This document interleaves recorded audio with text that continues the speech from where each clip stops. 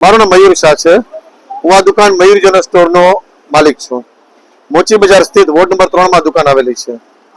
નગરપાલિકાએ અહીં 3 દુકાન અને આગળમાં બીજી આશરે 6-7 દુકાનોને સીલ કરી છે, કોઈ પણ જાતની માહિતી વગર, જાણ વગર. તેઓ કહે છે વેરાબિલ બાકી છે, પરંતુ એક વેપારીને પોતપોતાની આકારણી મુજબ વેરાબિલ મળતા નથી.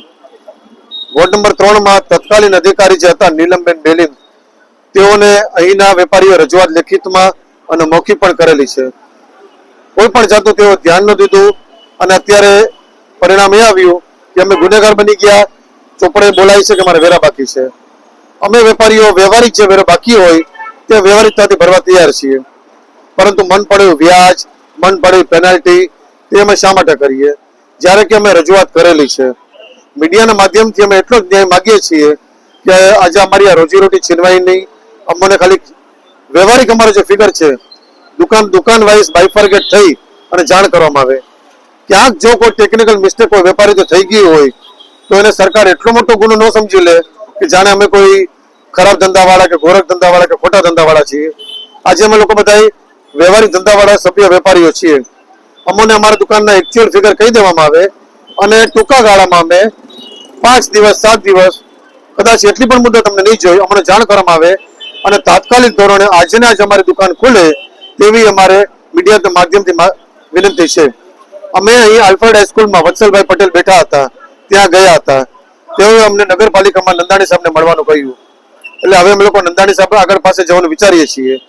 પણ ત્યાં સુધી જો અમારી પહેલા દુકાનો અમારી ખુલી જાય તો આ ખુલતી બજાર અમારા ધંધા થાય, અમારી રોજીરોટી ન છીનવાય તેવી અમારી નગરપાલિકાને પ્રાર્થના છે. કારણ કે અમે લોકો કોઈ પણ પ્રકારનું ગેરરીતિ કે ખોટું કરવા માંગતા નથી.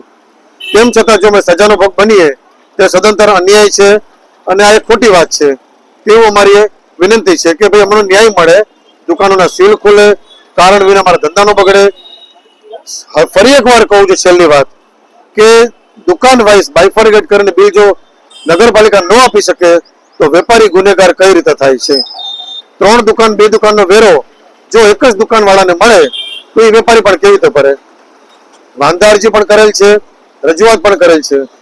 નગરપાલિકાના અધિકારીઓને જો આવડત ન હોય તો વેપારીઓ શા માટે ભોગવે? માટે સારા અધિકારીઓ ત્યાં બેસાડી, જેને કે આવડતું એવાને બેસાડી વોર્ડ નંબર 3 માં અને અમારી આકારણી સરખી કરી 5-15 દીમાં અમને અમારે ફિગર કહી દે, અમે લોકો ભરવા તૈયાર છીએ. અને અમને ધંધો કરવા દે, અમારી રોજગારી છીનવાય છે.